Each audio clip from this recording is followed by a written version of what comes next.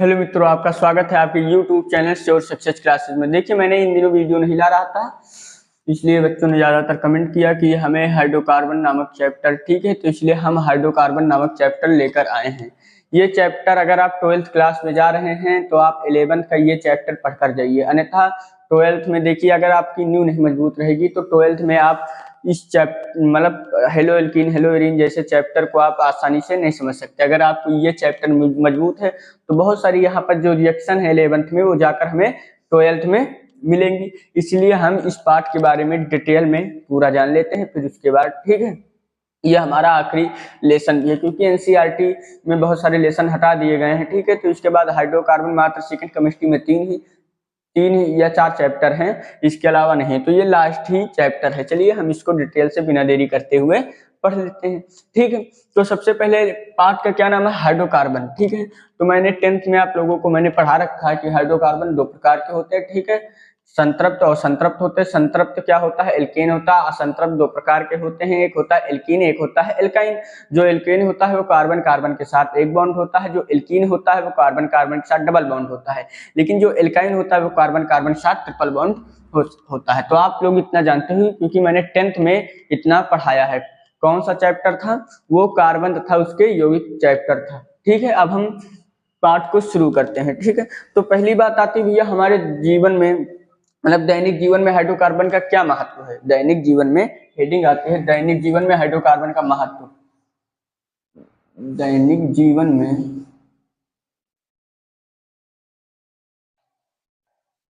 Hydrocarbon का क्या महत्व भैया, हाइड्रोकार्बन का महत्व क्या है, ठीक है। तो हम डिटेल से इसके बारे में जानेंगे कि दैनिक जीवन में हाइड्रोकार्बन का क्या महत्व है, ठीक है। तो आपने देखा होगा लिक्विड पेट्रोलियम गैस एलपीजी है, सीएनजी है, ठीक है, एलएनजी है, कैरोसिन मिट्टी का तेल बोलते आदि, उसमें भी हमें ठीक हाइड्रोकार्बन का बहुत उपयोग मिलता है। तो लिख देंगे पॉइंट 1 बनाकर, ठीक है, एलपीजी, सीएनजी, ठीक है, एलएनजी, बस लिख देंगे कैरोसिन, कैरोसिन बोले तो मिट्टी का तेल, कैरोसिन आदि, ठीक है, आदि में हमें हाइड्रोकार्बन का महत्व जो है हमारे जीवन में है। दूसरा पॉइंट क्या इनका महत्व है, दूसरा पॉइंट हम लिख सकते हैं पॉलीथीन। पॉलीथीन तो आप सब लोग जानते होंगे, ठीक है, पॉलीथीन, ठीक है, पॉलीप्रोपीन, पॉलीप्रोपीन, ठीक है, पॉलीप्रोपीन के बाद आता है, पॉलीप्रोपीन के बाद आता है पॉलीस्टाइरीन आदि बहुलकों के निर्माण में, पॉलीस्टाइरीन, पॉलीस्टाइरीन आदि बहुत सारे पदार्थ हैं, ठीक है, आदि बहुलकों के निर्माण में, आदि बहुलकों के निर्माण में, ठीक है। चलिए तीसरा पॉइंट भी हम जान लेते हैं। इसी तरह बहुत सारे हमारे दैनिक जीवन में इनका महत्व है। पेंट लिख सकते हैं, पेंट रंजक के रूप में भी होता है, पढ़े होंगे पेंट रंजक। फिर उसके बाद औषधियों में भी हम करते हैं, लिख देते हैं तथा औषधियों के रूप में, तथा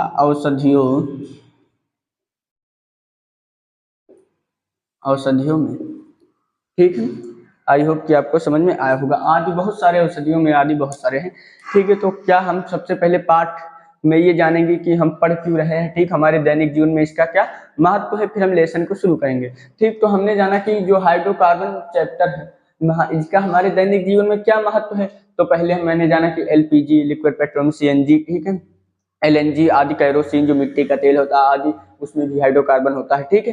तो हाइड्रोकार्बन क्या है, देखिए यहाँ पर हाइड्रोकार्बन, यहाँ पर हाइड्रो बोले तो H, ठीक है, कार्बन प्लस कार्बन बोले तो C, हाइड्रोजन और कार्बन को हम हाइड्रोजन कार्बन बोलते हैं, ठीक है, हाइड्रोजन और कार्बन को हम हाइड्रोकार्बन, क्योंकि हाइड्रो और कार्बन, ठीक है, तो जिसमें हाइड्रोजन और कार्बन पाया जाए उन यौगिक को हम हाइड्रोकार्बन कहते हैं। तो एक इसमें हाइड्रोकार्बन कैरोसिन इसमें भी पाया जाता है, ठीक, पॉलीथीन हो गई जो पन्नी परी, ठीक है, अब पॉलीप्रोपीन हो गई, ये आप जानते होंगे, पॉलीस्टाइन आदि बहुलक मतलब बहुत सारे निर्माण में भी हाइड्रोकार्बन का उपयोग किया जाता है। ठीक, तीसरी बात पेंट हो गया, जो आप पेंट करते हैं, रंजक हो गया, ठीक, औषधियाँ जो अनेक प्रकार की दवाइयाँ हैं, ठीक, कोई सिरप है तो उसमें कितना ml होना, कितना ml का, ठीक है, ये सब होता है। तो ये सब क्या होता है, ये सब हाइड्रोकार्बन, उसमें हाइड्रोजन और कार्बन रहता है, ठीक, इसलिए ये सब हाइड्रोकार्बन के रूप में ही होती है। आई होप कि आपको ये सब समझ में आया होगा। चलिए, आपको ये सब समझ में आया होगा। अगर आपको ये सब समझ में आ रहा है तो वीडियो को लाइक, चैनल को सब्सक्राइब और शेयर जरूर करें। और आप एक नोट्स हमारे साथ जो मैं लिखते जा रहा हूँ उससे आप एक नोट्स बनाएं, ठीक है। अब हम बढ़ते हैं नेक्स्ट हेडिंग पर, इनका हाइड्रोकार्बन का वर्गीकरण देखते हैं, ठीक है।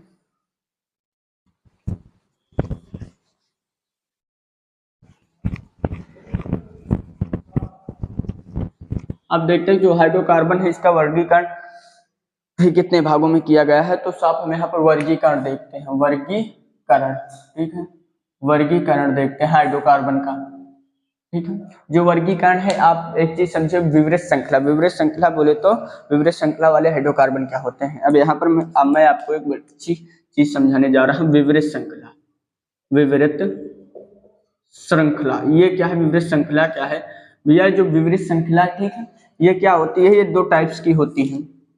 नंबर एक होती है संतृप्त, ठीक है, नंबर एक क्या होती है, संतृप्त, ठीक है। दूसरे नंबर पर क्या होती है, असंतृप्त, असंतृप्त, ठीक है। नंबर एक होती है संतृप्त, नंबर दो होती है असंतृप्त, ठीक है। इतनी बात आपको समझ में आएगी। जो विवृत श्रृंखला, विवृत श्रृंखला वाले हाइड्रोकार्बन ये एल्केन होते हैं, ठीक है। अब इनको क्या लिखेंगे, इनके अलावा एरोमेटिक, अभी एक बता रहे हैं, इनके अलावा, इनके अलावा, इनके अलावा एरोमेटिक, एरोमेटिक, तीन मात्रा लग गई भाई, एरोमेटिक हाइड्रोकार्बन, एरोमेटिक हाइड्रोकार्बन का एक हाइड्रोकार्बन का एक विशेष, ठीक है, इसके अलावा एरोमेटिक हाइड्रोकार्बन का एक विशेष रूप चक्रीय हाइड्रोकार्बन है।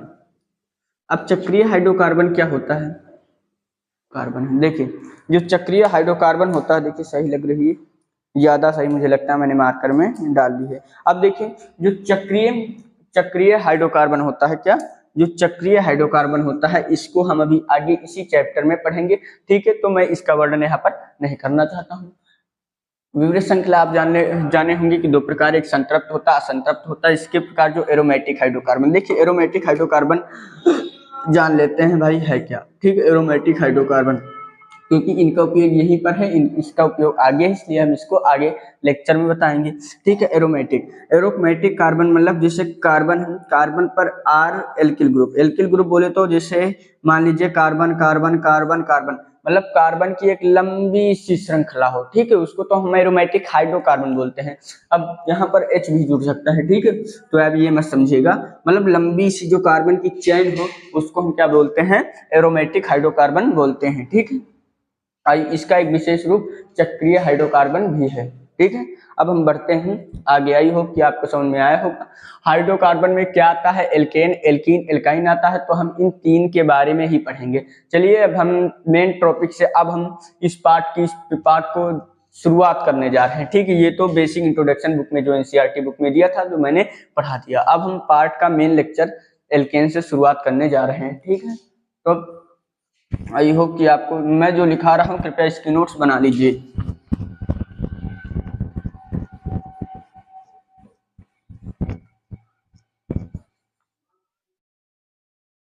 अब हम पढ़ते हैं एल्केन के बारे में।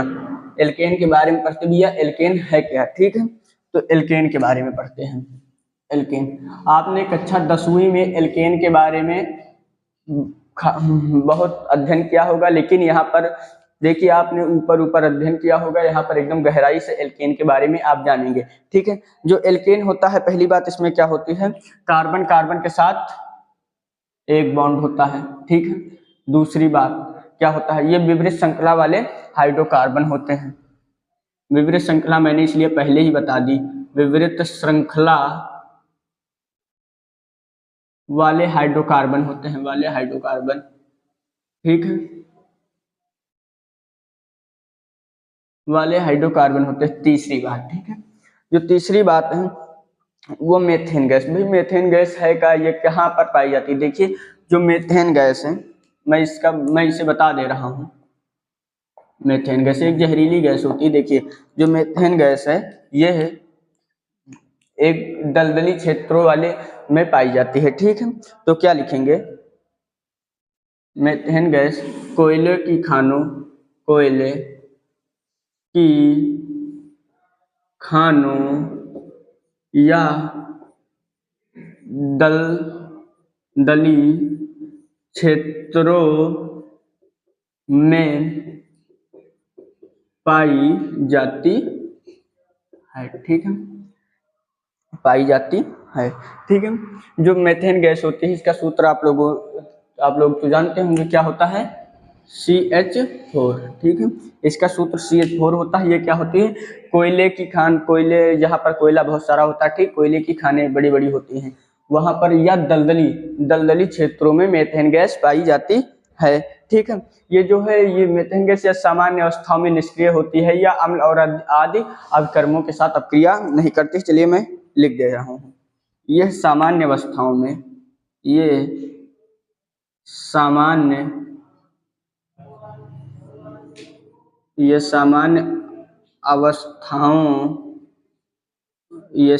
अवस्थाओं में अम्ल व अन्य अभिकर्मों के साथ,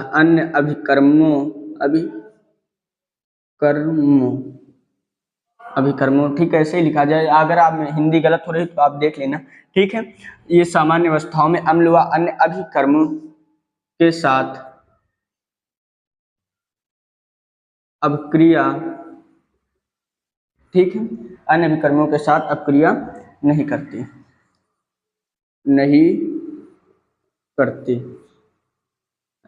ठीक है, आई होप कि आपको ये सब समझ में आया होगा। क्या होती है ये सामान्य अवस्थाओं में अम्ल व अन्य विकर्मों के साथ अपक्रिया नहीं करती। ठीक है, क्यों नहीं करती उसका जिक्र हम आगे अभी करेंगे। ठीक है, प्रारंभ, अब इनको एक और नाम से हम बोलते हैं, प्रारंभ में इनको, मतलब शुरू में इनको क्या बोला जाता था? प्रारंभ में इनको पैराफिन, एक नाम है जो आप याद रखेंगे क्योंकि 1-2 नंबर में ये पूछा जा सकता है कि एल्केन का भाई नाम क्या है दूसरा, तो वो क्या है?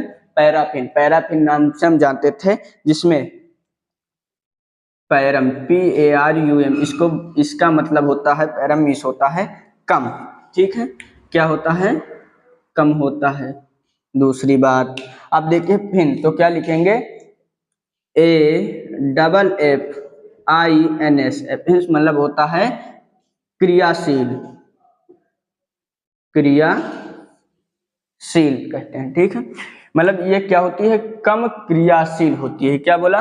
प्रारंभ में इसको पैराफिन, मतलब पैरम का मतलब होता है कम, फिन का मतलब होता है क्रियाशील। ठीक है, तो प्रारंभ में इसको पैराफिन नाम से भी हम लोग जानते थे।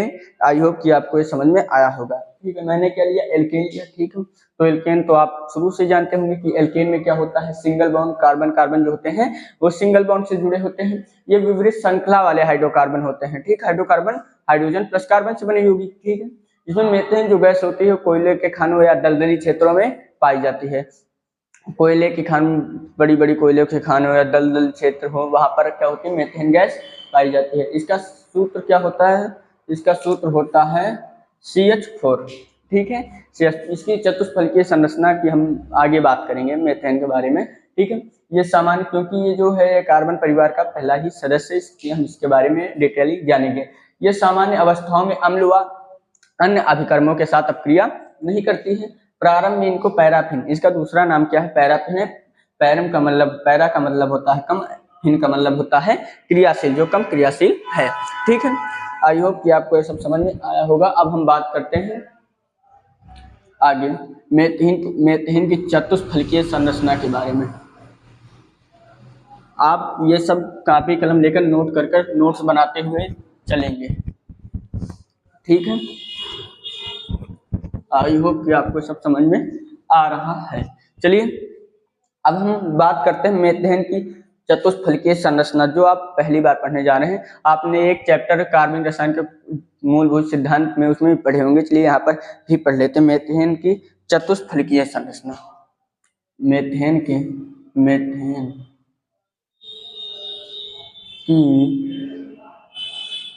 चतुष्फलकीय संरचना, ठीक है। अब भाई मेथेन की चतुष्फलकीय संरचना क्या है, देखिए। जो मेथेन का सामान्य सूत्र क्या होता है, मतलब सॉरी सूत्र क्या होता है, सूत्र होता है CH4 होता है, ठीक। तो इसको हम संरचना के आधार पर कैसे बनाते हैं, कार्बन है, इस पर 4 हाइड्रोजन है, 4 हाइड्रोजन मैंने लगा दिए, ये आप सब लोग जानते होंगे, ठीक है। लेकिन जो इसका चतुष्फलकीय संरचना है, कौन सी फलकीय भैया, चतुष्फलकीय संरचना, वो कैसे बनेगी, चतुष्फलकीय संरचना, ठीक है। वो क्या होगी, देखिए। कार्बन है, यहाँ पर 2 हाइड्रोजन हो जाएंगे, ठीक है। यहाँ पर कुछ ऐसे हो जाएगा, ठीक है, यहाँ पर ऐसे, ठीक है। ये हो गई मेथेन की चतुष्फलकीय संरचना। इसमें आपसे एक चीज और पूछ सकता है कि कार्बन और हाइड्रोजन के बीच में कोण कितना बनता है, तो 109.5 डिग्री का कोण, कितना कोण बनता है इस पर, 109.5 डिग्री। यहाँ पर ये जो कोण होता है 109.5 डिग्री का इस पर कोण जो है, इतना कोण बनता है। आई होप, चलिए हम एथीन का भी लेकर आपको बता देते हैं।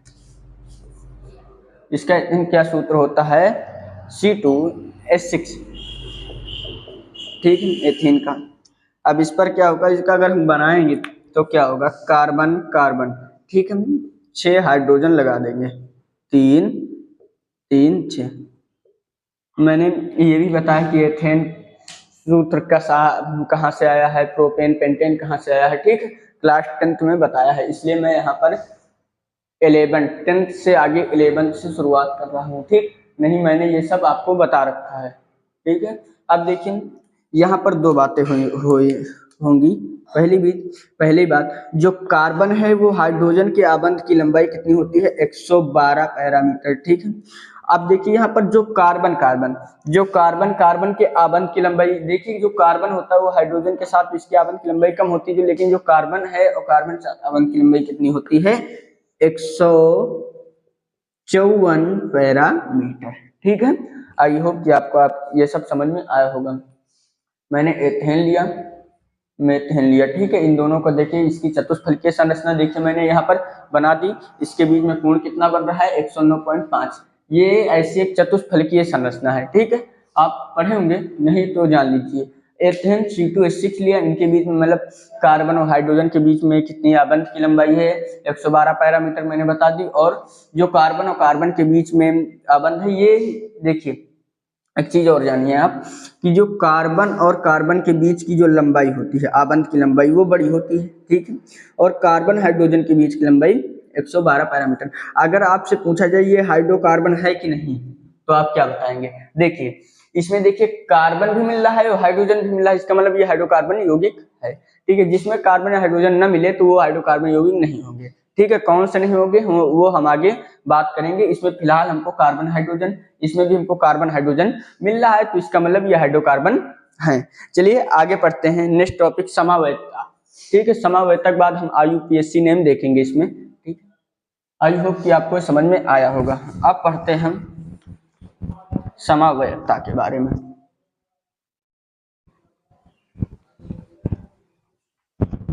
देखिए समवायता भी आपने क्लास 10th में पढ़ा होगा।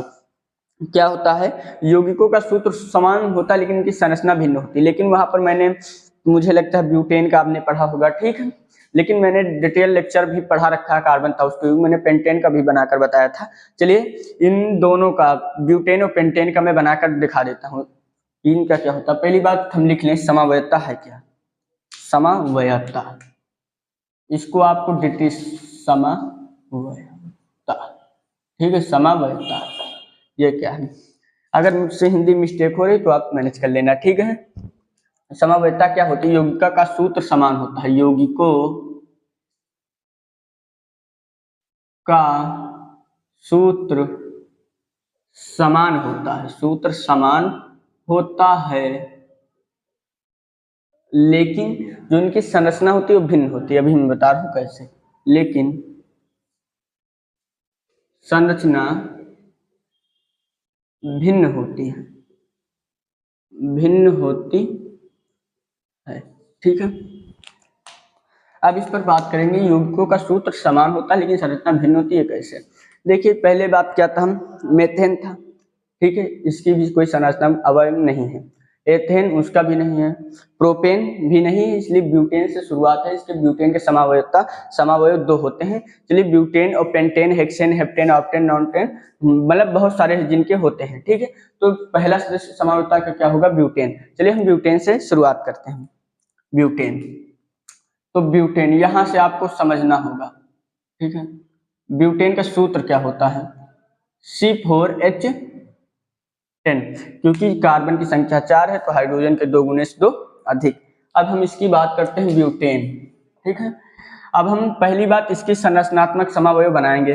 पहली बात, कार्बन की संख्या 4 है तो लिख लेंगे 1 2 3 4। हाइड्रोजन कितना है, 10, 1 2 3 4 5 6 7 8 9 10। देखिए अब इसके लिए कोई सूत्र अभी तक नहीं बना मेरे हिसाब से, मैं जहां तक जानता हूं तो वहां तक सूत्र नहीं है किस तत्व मतलब किसके कितने समावयव होंगे, ठीक है। ये आपको बनाकर ही देखना पड़ेगा, ठीक है।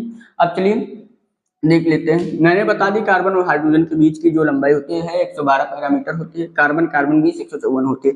अब इस श्रृंखला को क्या लिखेंगे, जब हम क्लास 10th में थे तो गिनती करते थे मेथ एथ प्रो ब्यूट, तो ब्यूटेन लिख देते थे, ठीक है। क्या लिख देते थे, ब्यूटेन लिख देते थे। ब्यूटेन मैंने लिख दी, ब्यूटेन लिख देते थे।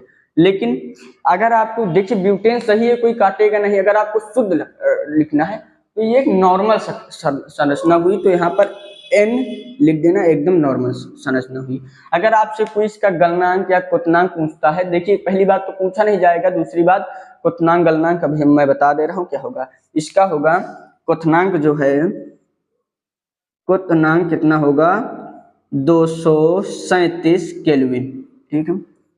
अब मैं एक चीज को बॉइलिंग पॉइंट और मेल्टिंग पॉइंट बताने जा रहा हूँ कि आप अगर मान लीजिए आपको बहुत बड़ा 4 ऑप्शंस दे दिया जाए, कार्बन हाइड्रोजन, पूछा जाए कि सबसे ज्यादा किस तत्व का गलनांक है, तो आप कैसे बताएंगे, ठीक है। तो चलिए हम बात करते हैं गलनांक पर, ठीक है। क्वथनांक तो निकाला जाता है, गलनांक पर बात करते हैं। जैसे कार्बन पहला ऑप्शन ये दे दिया गया, ठीक है। ऊपर हाइड्रोजन जुड़े हैं, ठीक है। अब जैसे हम कार्बन, तीसरी बात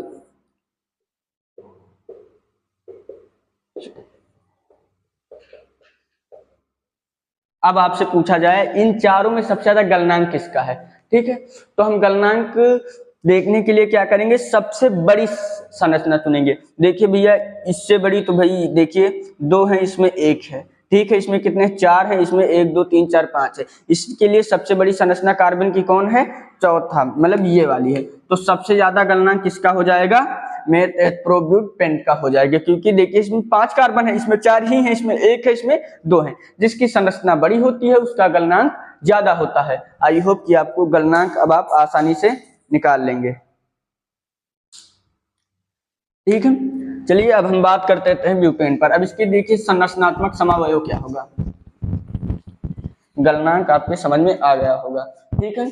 अब हम देखते हैं इसका संरचनात्मक समावयव क्या होगा। संरचनात्मक समावयव, संरचनात्मक समावयव, ठीक है। यहां पर देखिए कार्बन की संख्या 4 है, तो ठीक है कोई बात नहीं, पहले 3 लेंगे कार्बन की संख्या 1 2 3, ठीक है। अब ये कार्बन बीच में आ जाएगा, ठीक है। ये कार्बन क्या हो जाएगा, बीच में आ जाएगा। अब हमें किसी भी तरह यहाँ पर 10 हाइड्रोजन को जोड़ना है। कहाँ पर 10 हाइड्रोजन जोड़ेंगे, देखिए एक तो इधर, ठीक है, 3 यहाँ पर हो गए, और भाई 3 यहाँ पर हो गए, कितने हो गए, 6 हो गए, और 3 यहाँ पर जो 2 6 3 9 हो गए, एक यहाँ पर देखिए 10 हाइड्रोजन पूरे हो गए। तो ये इसका एक संरचनात्मक समावयव है। इसका नाम हम क्या दे सकते हैं? इसका नाम तो पहली बात तो हम सामान्य नाम कह सकते हैं, 2 नंबर पर मेथिल जुड़ा है तो 2 मेथिल प्रोपेन दे सकते हैं। ठीक है, क्या दे सकते हैं? 2 मेथिल प्रोपेन। चलिए लिख देते हैं 2 मेथिल प्रोपेन, ये आप इसका नाम दे सकते हैं। अगर आप इसका नाम देना चाहिए तो आप आइसोब्यूटेन भी दे सकते हैं, लेकिन उनसे अभी हमें जाना नहीं। तो हम 2 मेथिल प्रोपेन को याद रखेंगे, क्योंकि देखिए 2 नंबर पर मेथिल ग्रुप जुड़ा है CH3, ठीक है, और मेथिल जुड़ा है प्रोपेन, मेथ 8 प्रोपेन लिख दिया। ठीक है, तो ब्यूटेन के कितने संरचनात्मक समावयव संभव है? भाई 2 ही। ठीक है, आई होप कि समझ में आया होगा। चलिए अब लेते हैं हम ब्यूटेन का।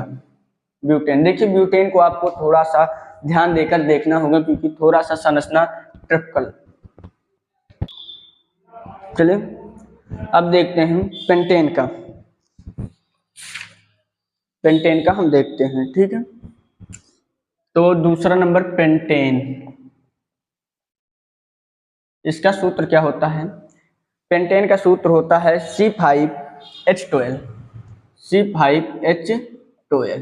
ठीक है, अब हम इसका देखेंगे। पहले इसका स्ट्रक्चर हम बना लेते हैं।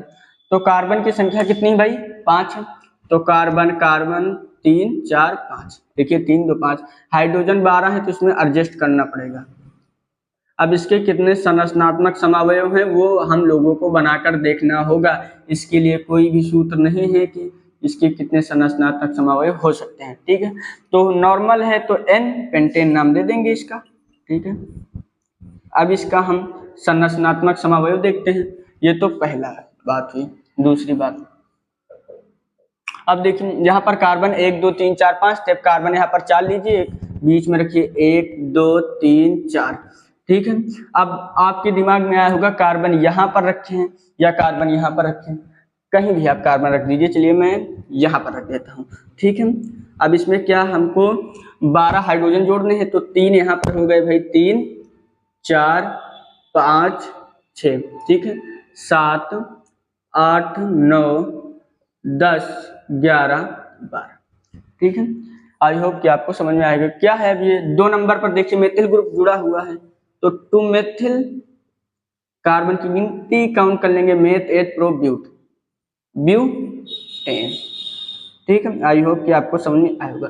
चलिए तीसरा समावयव बनाकर देखते हैं क्या तीसरा भी ठीक है, तो इसका 2 मेथिल ब्यूटेन इसका नाम हो जाएगा, क्योंकि देखिए 1 2 3 4 ही तो है, ये तो मेथिल है। ठीक है, इसका नाम तो मैंने पहले मेथिल लग दिया, तो बचे 4, तो 2 मेथिल ब्यूटेन हो गया। अब देखिए तीसरा इसका यहाँ पर देख लेते हैं स्ट्रक्चर। देखिए तीसरा, देखिए ये कठिन कुछ भी नहीं है, आपको देखना है। यहाँ पर 4 था, अब 3 लीजिए। कार्बन की संख्या कितनी लेनी भैया? 3 लेनी है। ठीक है, 1 2 3 लेना है, तो एक कार्बन यहाँ पर लगाना है, एक कार्बन यहाँ पर। ठीक है, अब इसका हमें नाम देना है। नाम कैसे देंगे? सॉरी, हाइड्रोजन जोड़ना है, तो 1 हाइड्रोजन 2 हाइड्रोजन 3 हाइड्रोजन। ठीक है, अब देखिए 4 हाइड्रोजन 5 हाइड्रोजन 6 हाइड्रोजन 7 8 9 10 11 12। ठीक है, ये तो एक आइसो साइक्लो भी बोल सकते हैं आप इसको, उस संरचना बन गई। लेकिन हम इसको नाम क्या देंगे? देखिए यहाँ पर आप एक गलती कर सकते हैं। देखिए 2 नंबर पर तो मेथिल जुड़ा है, ठीक है, तो 2, लेकिन यहाँ पर देखिए 2 कार्बन, इस पर भी मेथिल ग्रुप है, इस पर भी मेथिल ग्रुप है। ठीक है, इसको हम नियो बोल सकते हैं। नियो कैसे बोल सकते हैं? अगर जैसे कार्बन पर CH3, ठीक है, CH3 और CH3 ऐसी संरचना हो तो उसको हम नियो बोल सकते हैं, द्वितीय बोल सकते हैं, ठीक है, टैट भी बोल सकते हैं। लेकिन चलिए यहाँ पर नियो की बात मैं नहीं कर रहा हूँ, मैं आपको थोड़ा मैंने बता दिया नियो के बाद में नियो भी आप कह सकते हैं। तो देखिए 2, अब यार देखिए 2 नंबर पर क्या 2 2, अब देखिए यहाँ पर 2 जगह में 2 2 डाई मेथिल। ठीक है, समझिएगा। देखिए 2 नंबर पर क्या है? मेथिल है 2, फिर 2 नंबर पर मेथिल है, 2 बार मेथिल है तो डाई बोलेंगे, मेथिल, मेथ 8 प्रोप, एक बॉन्ड है तो एन प्रोपेन। ठीक, आई होप कि आपको समझ में आया होगा। 2 2 डाई मेथिल प्रोपेन। ठीक है। पेंटेन था, इसके कितने 3 संरचनात्मक समावयव बने, जो कि मैंने आपको बनाकर दिखा दिए, 3 ही बनेंगे, आप देख लेना। आई होप कि आपको ये समझ में आया होगा। अब हम चलते हैं एक धमाकेदार टॉपिक पर, जिस पर हर साल क्वेश्चन, इससे भी क्वेश्चन आ सकता है, लेकिन उससे जरूर आएगा, IUPAC name international union pure and applied chemistry पर। ठीक है, चलिए इसको हटाते हैं।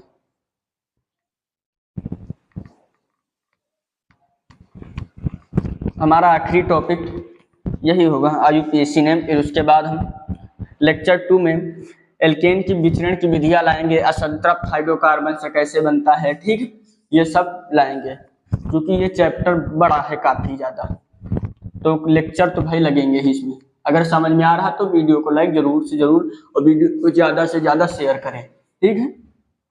अब चलिए हम पढ़ते हैं IUPAC नेम की तरफ। क्या बोलते भैया इसको, IUPAC नेम, IUPAC नामकरण, ठीक है, नामकरण, ठीक है। तो हम इसमें क्या करेंगे, हम इसमें बुक से ही उदाहरण लेंगे, तो ठीक है, NCERT बुक से मैं उदाहरण ले रहा हूं। देखिए उदाहरण नंबर 9.4 का मैं सॉल्व करा रहा हूं, ठीक है। उदाहरण, तो इन्होंने पहली संरचना क्या दी है, पहला नाम क्या दिया है, CH3 CH2 CH3 CH2, ठीक है, CH3 CH2 CH, C के बाद क्या दिया हुआ है, CH CH CH CH CH भी दिया, चलिए ठीक, CH और CH3, ठीक है। यहाँ पर तीसरे नंबर पर मिथिल जोड़ा हुआ है इन्होंने, 1 2 3, तीसरे नंबर पर मिथिल जोड़ा हुआ है, और चौथे नंबर पर 2 मिथिल जोड़े हुए हैं इन्होंने, CH3, बहुत अजीब सा नाम भाई इन्होंने दे दिया है, CH3 फिर भी मिथिल फिर जोड़ा हुआ है। चलिए अब हम इसका क्या नाम देंगे, ठीक है, इसका नाम क्या देंगे, तो सर्वप्रथम स्ट्रक्चर को मैंने देखा कि यहाँ पर CH3 है, ठीक है, CH2 है, CH पर क्या हुआ, मिथिल जुड़ा है, ठीक है। कार्बन देखिए 2 बार मिथिल जुड़े हुए हैं, ठीक है, 2 बार। फिर यहाँ पर देखिए CH है, ये भी CH3 है, CH, ठीक, इसमें भी मिथिल है, तो ये कैसा होगी, तो ये भाई ये हाइड्रोकार्बन है, क्योंकि यहाँ पर हाइड्रोजन है और कार्बन है, तो इसका नाम क्या देंगे।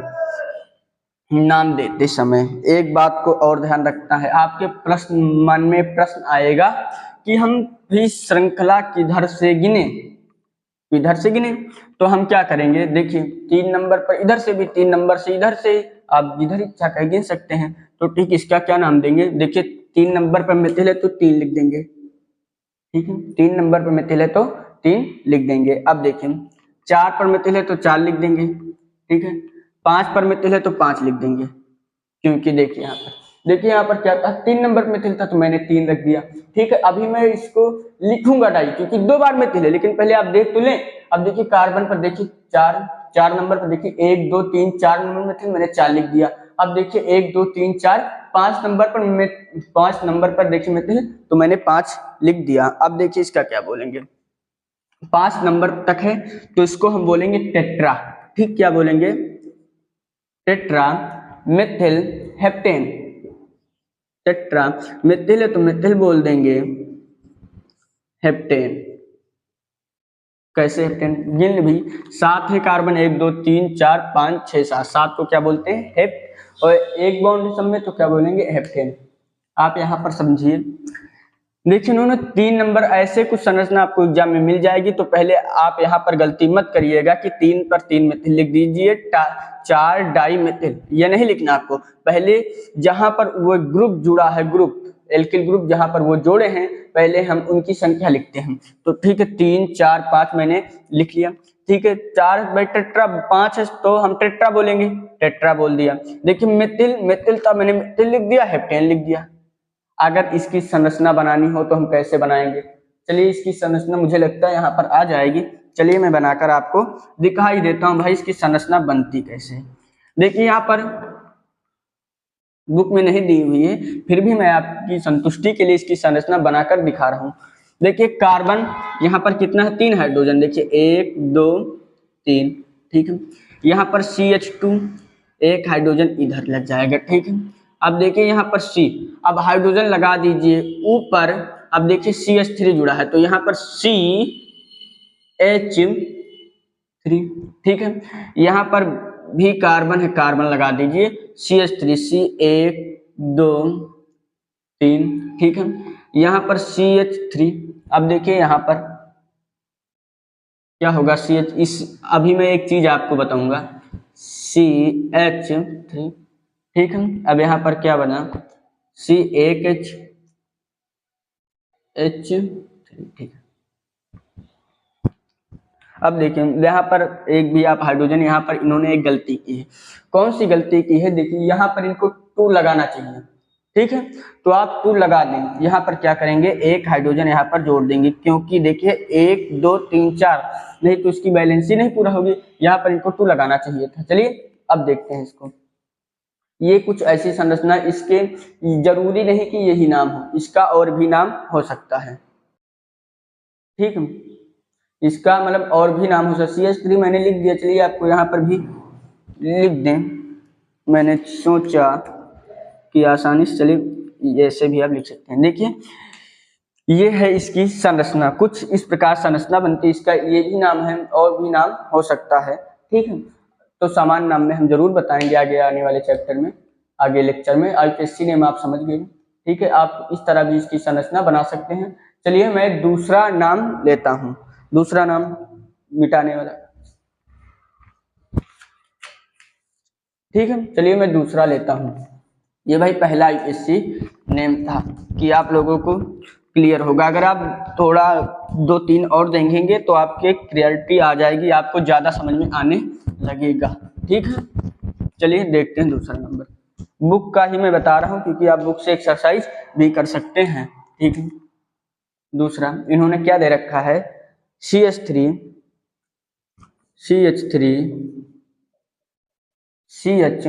CH पर क्या जोड़ रखा है इन्होंने, मेथिल ग्रुप किया CH3, ठीक है। फिर क्या दे रखा है, CH2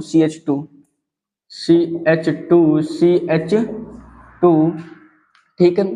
CH पर CH3 जोड़ रखा है, ठीक है। CH पर CH3, PCH3 है, ठीक है। अब इसका क्या होगा, अब देखिए, अब इसका हमें IPSC नेम लिखना है तो हम किस प्रकार से लिखेंगे।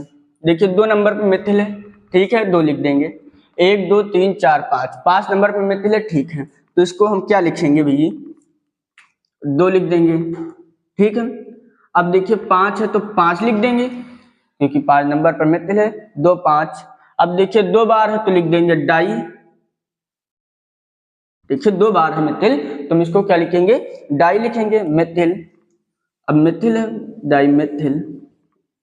इसको गिने, कार्बन 1 2 3 4 5 6, तो हेक्स, एक बॉन्ड है तो N जोड़ देंगे, ठीक है। तो इसमें क्या हुआ, देखिए बहुत आसान से, देखिए 2 नंबर पर मिथिल तो 2, 5 पर तो 5, 2 मिथिल अगर जुड़े हों, ठीक है, तो इनको क्या बोलते हैं, डाई बोलते हैं, मिथिल हेक्सेन। आई होप कि आपको समझ में आएगा। अब इसकी संरचनात्मक समावयव में आप बनाकर देख ली, मैंने एक का बनाकर दिखा दिया था, आप दूसरे का भी बनाकर देख सकते हैं। नहीं ऐसे भी आप नाम मतलब लिखना सीखें, ठीक है।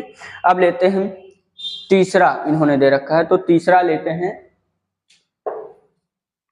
क्योंकि क्लास ज्यादा लंबी नहीं लेना चाहते इसलिए तीसरा भी हम ले लेते हैं। तीसरा IPSC नेम इसका कह देंगे क्योंकि हर एक प्रकार से एग्जामिनर आपको फंसाने की कोशिश करेगा, आप आसानी से उसका नाम लिख देंगे, ठीक है। इन्होंने क्या दे रखा है, CH3 CH बचे C2H6 C2H5, ठीक है। फिर क्या दे रखा है, एक किताब दिख नहीं रहा, फिर दे रखा है CH3,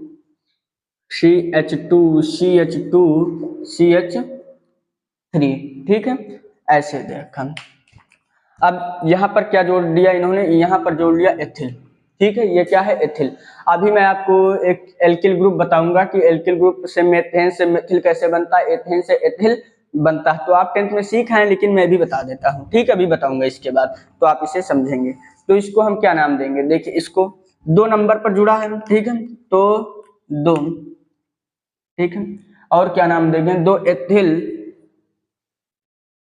अब इसकी गिनती 1 2 3 4 5, ठीक है, 2 एथिल पेंटेन, ठीक है। 5 नंबर पर क्या इसका नाम देंगे, pentane, ethyl pentane, 2 ethyl pentane. I hope कि आपको समझ में आया होगा। देखिए 2 नंबर पे एथिल था, जाहिर सी बात है, कार्बन गिन लीजिए 1 2 3 4 5, तो 5।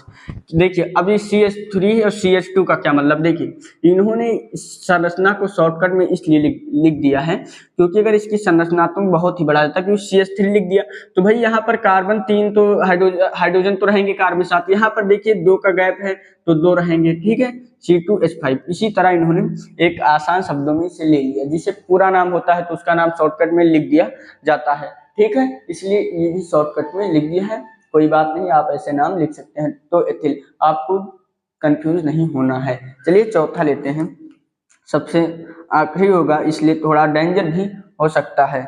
चलिए लेते हैं, इन्होंने क्या दे रखा, CH3 CH2, CH3 CH2 CH3 CH2, दूसरा क्या दे रखा है,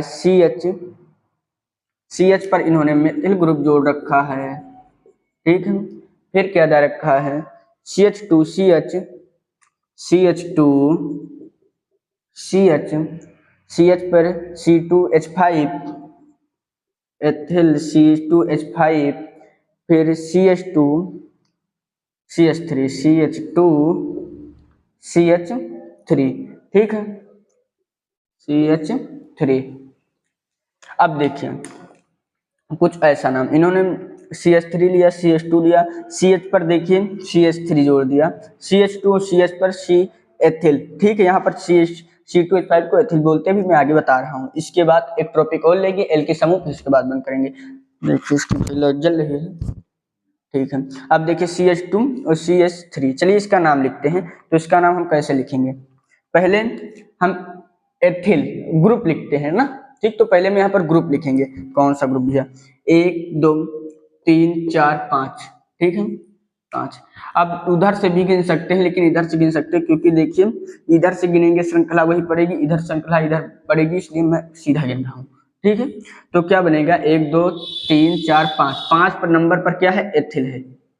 अब भाई तुम लोग कहेंगे मेथिल क्यों नहीं लिखा, जो ग्रुप होते हैं, जो समूह होते हैं, उनको हम पहले लिखते हैं, तो इसलिए मैंने 5 एथिल, एथिल के बाद अब क्या लिखेंगे, अब देखिए 3 नंबर पर क्या है, मेथिल, 3 मेथिल। अब उसके बाद हम नाम लिखेंगे 3 मेथिल, इसके बाद क्या करेंगे, गिनेंगे 1 2 3 4 5 6 7, 7 को हम क्या बोलते हैं, मेरे हिसाब से भाई हेप्टेन ही बोलते हैं, ठीक है, हेप्टेन। आपको कार्बन की गिनती याद होनी चाहिए, तो मैंने क्या लिखा, 5 एथिल, एथिल जुड़ा था भाई, एथिल लिखा, 5 एथिल, ठीक है। फिर उसके बाद क्या लिखा, 3 नंबर पर क्या था, मेथिल था, तो मैंने मेथिल लिखा, 7 कार्बन थे इसलिए हेप्ट लिखा, 1 बॉन्ड था इसलिए एन जोड़ दिया, तो क्या होगा, हेप्टेन। आई होप कि आपको मैंने 4 ही बताए, आई होप कि आपको समझ में आया होगा। देखिए डिटेल लेक्चर था इसलिए मैंने 4 बताया, अगर वन शॉट होता तो मैं 1 या 2 आपको बताता। आई होप कि आपको समझ में आया होगा। एक आखिरी टॉपिक है, बहुत छोटा सा टॉपिक है, चलिए हम उसको देख लेते हैं, जिसको बोलते हैं एल्किल समूह, वो क्या होता है। फिर आपको एथिल, ये जो जुड़े हैं इनके बारे में आपको आसानी से समझ में आ जाएगा, इसलिए मैंने वो टॉपिक इनके बाद लिया, क्योंकि अगर आप इससे प्रॉब्लम है तो वहां पर आप आसानी से समझ सकते हैं, ठीक है। अगर आपको समझ में आ रहा तो वीडियो को लाइक एंड सब्सक्राइब जरूर करें और लास्ट तक बने रहें, ठीक है। चलिए अब देखते हैं एल्किल समूह क्या है। एल्किल समूह, भाई एल्किल समूह क्या है, देखिए एल्किल समूह, देखिए एल्किल समूह पहला सदस्य मेथेन होता है, ठीक, कार्बन का पहला सदस्य क्या होता है, मेथेन। पहले यहाँ पर लिख देता हूँ, मेथेन होता है, ठीक है, एथेन होता है, ठीक है, C3H8 C4H कितना होगा, 10 होगा, ठीक है। आई होप कि आपको ये समझ में आ रहा है, ठीक है। तो ये सारे हैं, अब हम इनका बनाकर दिखाते हैं आपको। चलिए 2 ही ले लेते हैं, 2 ले, C5H12 ले लें, इसको हटाओ, इतना ले लें, 2 ले लें, एक 30 ले लें, क्योंकि टाइम ओवर हो रहा तो C5H12, ठीक है, जो मैंने बताया है इन्हीं का हम लेंगे। अब इनको क्या करेंगे, इनका एल्किल समूह कैसे बनेगा, देखिए यहाँ से क्या होगा, इनसे भाई एक हाइड्रोजन चला जाएगा, एक हाइड्रोजन क्या हो जाएगा, निकल बन जाएगा, तो यहाँ पर क्या बनेगा CH3। तो इसको क्या, ये क्या है मेथेन, क्या है ये मेथेन, और मेथेन से एक हाइड्रोजन निकला तो क्या बना मेथिल बना, ठीक है, क्योंकि एक हाइड्रोजन निकल गया। अब यहाँ से देखिए ये क्या है एथेन है, एथेन है, ये तो आप लोग जानते ही होंगे। इसमें से भाई एक हाइड्रोजन जब निकला तो यहाँ पर क्या बना C2, देखिए H6 था तो H5 बना, तो मेथेन, ठीक, इससे क्या एथेन से क्या बना एथिल बना, ठीक है। अब देखिए यहाँ पर भाई एक हाइड्रोजन भाई चला गया, एक हाइड्रोजन चला गया तो C5H11, तो ये क्या बना पेंटेन से पेंटिल बना, पेंटिल बना। आई होप कि आपको समझ। देखिए ये मैं चाहता तो ये टॉपिक मतलब स्किप कर देता, क्योंकि ये आप 10th में पढ़ाए, मैंने खुद ही 10th में ये टॉपिक डिटेल बाय डिटेल पढ़ा रखा है, इसलिए मैंने ये आपको समझ में नहीं आया था, इसलिए मैंने वहां पर ये 3 ले लिए, ठीक है। क्योंकि देखिए मेथेन, मेथेन से अगर आप एक हाइड्रोजन हटा लेंगे तो मेथिल बनेगा, ठीक, जो मैं लिखा था। अब एथेन से एथिल, देखिए C2H5 एक हाइड्रोजन की संख्या कम करेंगे तो इनके समूह बनते जाएंगे। आई होप कि आपको समझ में आया होगा। देखिए ये चैप्टर तो वास्तव में बहुत ही बड़ा है, ठीक है, बहुत बड़ा चैप्टर है, इसलिए ये लेक्चर 1 था, इसमें कई लेक्चर भी लग सकते हैं, हम इसको पूरा खत्म करा देंगे। आई होप कि आपको समझ में आया होगा। अगर आपकी वीडियो समझ में आया होगा तो चैनल को लाइक और सब्सक्राइब जरूर करें। मिलते हैं नेक्स्ट लेक्चर में। Thank you so much.